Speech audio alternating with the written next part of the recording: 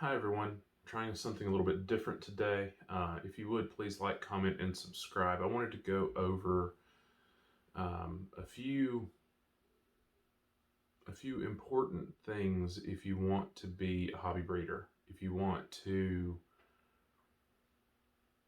not necessarily be successful, but if you don't want to struggle as much.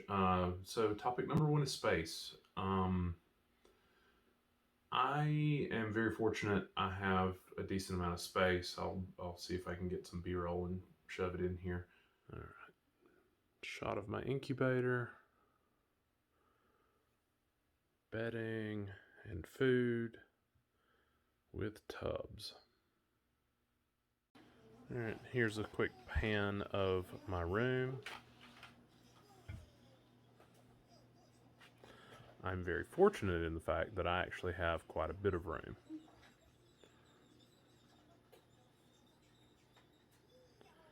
That's everything. And I'll go backwards.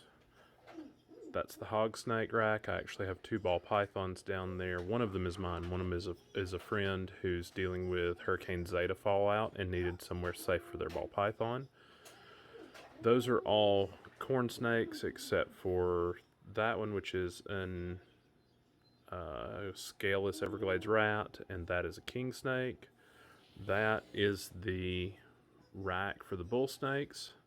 That's a future baby rack and grow out rack, baby rack and grow out rack, redfoot tortoises that in their summer or winter home that I will be showing off at some point. Nothing's in the top there. We're probably going to end up selling those. Couch to hold things and to sit on when I want to break. Mess I made recently that I need to clean up still. Rats, mice, and rats.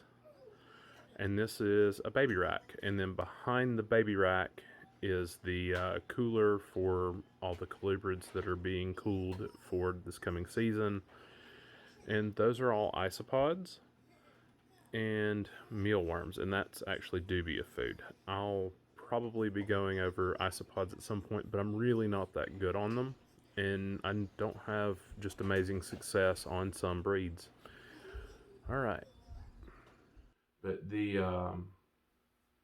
with the space, it gives you room for your reptiles. You need, if you only have 1 or 2 snakes and you're wanting to breed snakes, the following topics will continue. But if you're wanting to do several clutches and you're wanting to keep multiple animals, you need space, and you have 2 choices. You either have a large room with lots of glass or plexiglass and you give them large enclosures, or you go with a rack system which allows you to have more animals in a smaller space. It's a choice. Most breeders go with racks.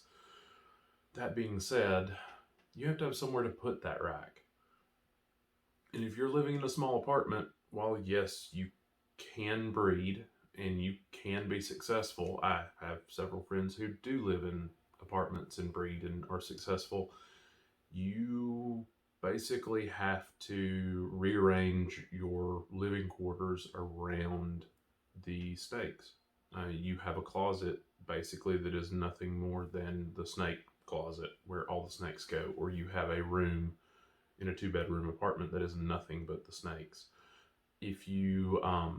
But the key there is that there is a space dedicated to the animals, and you optimize that space to fit your needs. Also, you have to have space for an incubator like what's behind me. If you have enough space, you'll actually be able to keep extra supplies like bedding and food and all of tubs that are over in the corner that you can't see, and all of those things, because you do need those things, and not having them, while it can be done, it does make life easier having them. So space is a very important aspect of being a hobby breeder. You don't have, if you think that I have these 2 snakes, it's a boy and it's a girl, and I'm going to put them together and I'm going to get rich, stop. Stop now. don't bother. It takes so much more than that. You need to learn genetics. You need to learn how to keep, number one, how to keep them. You need to figure out what you're going to do with the babies. Because if you're doing ball pythons, that's 4 to 8 eggs, maybe 9 eggs, depending on the size of the girl.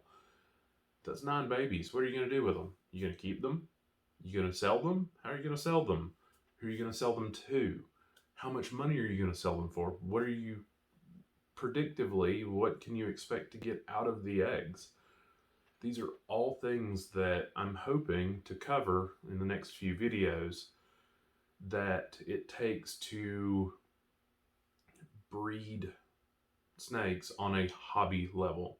I'm not talking Brian Barczyk level. I'm not talking nerd. I'm not even talking Justin Kobilka. I'm talking out of your basement, out of a room in your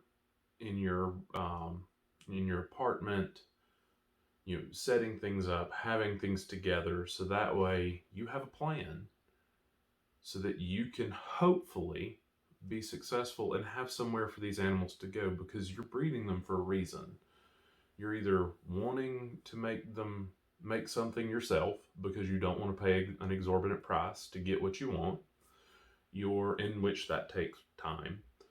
You are you just love the animals and you want to have more of them around you, but you want certain things. Typically, breeders have the desire to make what they want versus paying for what they want, and they're willing to give the time to get what they want, because no one doing this expects to get rich.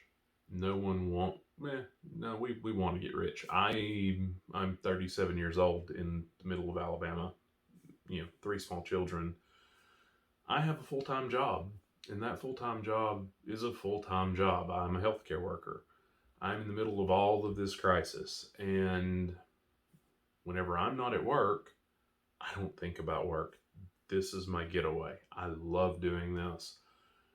It makes me a little side money, and one day, when I retire from my healthcare job, I want to use this to supplement my income. I enjoy going to shows.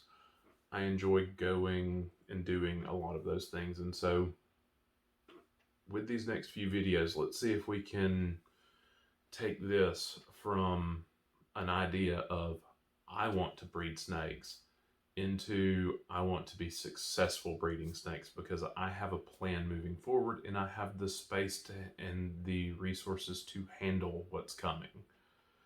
Because you never look at, I'm going to do this, and then leave it alone. You will not be successful. You'll fall flat and you'll go broke.